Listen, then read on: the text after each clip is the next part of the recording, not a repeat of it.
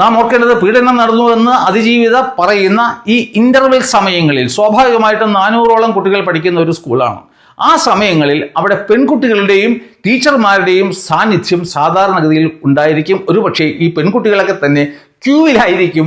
അതുകൊണ്ട് തന്നെ സ്വാഭാവികമായിട്ടും അവിടെ പുരുഷന്മാരായ അധ്യാപകർക്കും മറ്റും കടന്നു ചെല്ലേണ്ട ആവശ്യമേ ഉദിക്കും. ഇനി അഥവാ ഏതെങ്കിലും ഞരമ്പ് രോഗി ഉണ്ടെങ്കിൽ അയാൾക്ക് വേണമെങ്കിൽ സ്റ്റേജ് ക്ലാസ് റൂമിൽ പോയിട്ട് ആ പാളിയില്ലാത്ത ജനലിലൂടെ ടീച്ചർമാരും മറ്റും ടോയ്ലറ്റിലേക്ക് പോകുന്നതും ഇറങ്ങുന്നതും കണ്ട് ആസ്വദിക്കാൻ പറ്റും. പക്ഷേ അതിനും ഒരു സാധ്യതയും ഇല്ല. കാരണം 1.5 മീറ്റർ മാത്രമേ വീതിയുള്ളൂ. അപ്പോൾ സ്വാഭാവികമായിട്ടും ഒരു ടീച്ചർ ഈ അധ്യാപകനെയോ മറ്റോ കണ്ടു കഴിഞ്ഞാൽ പിന്നെ അയാളുടെ കാര്യം കട്ടപ്പോകാം. അപ്പോൾ അങ്ങനെയുള്ള ഒരു അവസ്ഥയിൽ ഇന്റർവെൽ സമയത്ത് ഒരു പുരുഷൻ അതും പീഡനം നടത്താൻ വേണ്ടിയിട്ട് ആ ഏരിയയിലേക്ക് ചെല്ലും എന്ന് ആർക്കും തന്നെ വിശ്വസിക്കാൻ. അതിജീവിത നേരത്തെ പറഞ്ഞിരുന്നത് ഈ 1ാമത്തെ പീഡനം നടക്കുന്ന ദിവസം പത്മരാജൻ മാസ്റ്റർ ഇന്റർവെൽ സമയത്ത് ആ കുട്ടിയെ ഇതിനകത്ത് നിന്നും വായിൽ അദ്ദേഹത്തിന്റെ മുണ്ടുരിഞ്ഞ ആ കുട്ടിയുടെ വായിൽ കുത്തിക്കയറ്റിയതായിട്ടും പിന്നെ അത് പിറകിൽ നിന്നും കെട്ടിയതായിട്ടും ആ കുട്ടിയുടെ കൈകൾ ബന്ധിച്ചതായും പിന്നെ പീഡനം നടത്തിയതിനു ശേഷം അദ്ദേഹം സ്ഥലം വിട്ടതായും ആണ് പറയുന്നത്. അതിനുശേഷം ഈ അധ്യാപകൻ പോയതിനു ശേഷം വളരെ കഷ്ടപ്പെട്ടാണ് അത് കൈയെയും വായിലെയും മറ്റും കെട്ടുകൾ